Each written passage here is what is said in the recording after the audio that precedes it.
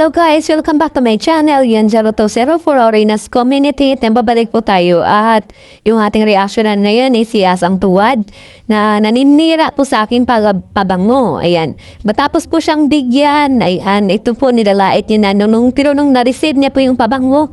Puro po siya pure, mabango, sobrang bango. At ni-promote niya pa sa kanyang channel at sobrang bango daw, legit daw. At gustong gusto daw ng kaibigan niya. Ngayon na nag-away kami at hindi, dahil na siyempre po na pag-alaman natin ito siya sa isang gagamit at nangungupit rin. Kaya ngayon pati yung negosyo ko na pabango is nilalait na at may mga pasabi-sabi pa siya na ano na raw, nalugi. Hasang wala ka nang pakialam doon at hindi ko kailangan i-update kayo sa kung ano nangyayari sa sarili kong negosyo, ano man nangyayari sa buhay ko, ano. Paano mo nasabi na nalugi, ha?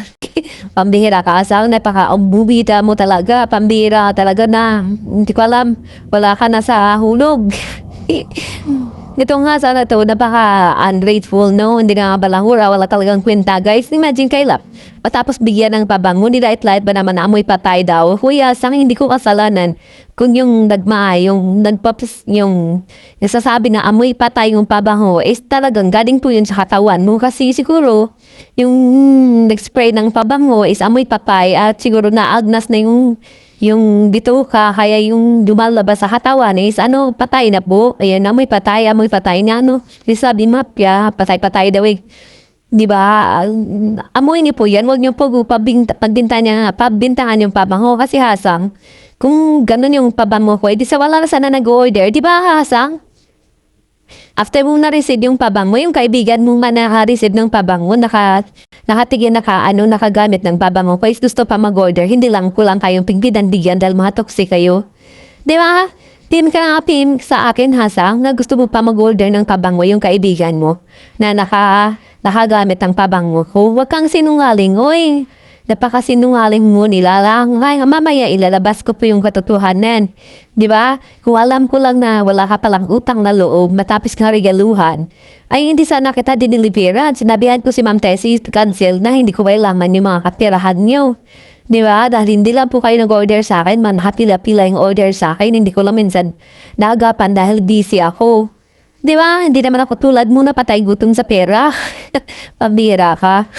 Ikaw na nga binigay ka pa manlaik ka pala mukha mo. Ganito yung binigay. Ayan. Dito ninyo malalaman yung perfume ni Tibo. Ako po'y binigyan po ako ng pabango ni Tibo dati. Hindi po nagamit dahil mabaho. O di ba? Asan ang iba? Wala nga eh. Hindi ko nga alam kung bakit wala. At dito mo po malalaman kung gaano kasinungaling at kulang credibility yung tigulbam na to na isang hasang tuwad na suubot na pa kasinungaling. Ang sabi niya daw, yung perfume ko days amoy patay at daw mabaho raw.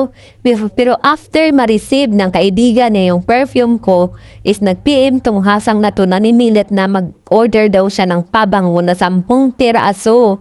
Diba? Kung ikaw ba naman na ang tawag dyan, na hindi mo gusto yung product, bakit ka pa magre-reorder, di ba? Bakit ka mag-order? Nung napadalhan na po siya yung regalo yun sa kanya, ni Ma'am Tessie, yung pabango.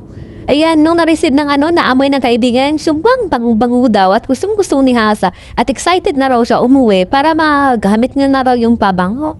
O di ba? Dahil daw doon sa kwarto ng kaibigan niya, nangangamoy daw talagang ang bango-bango na raw ng kwarto ng kaibigan niya. Ngayon, nung nag-away kami, puro na sa paninira. Di ba? Hindi man lang natuwa doon sa pabango na binigay sa kanya. Niregaluhan mo sisiraan ka pa. Pambihirang hasang ito, napakasinungaling mo. Ikaw na nga namimilit na mag-order ulit kaya lang hindi kita pinagbigyan. O huli ka na. O dahil sinungaling ka, wala ka ng kredibilidad. Yan, napakasinungaling mo.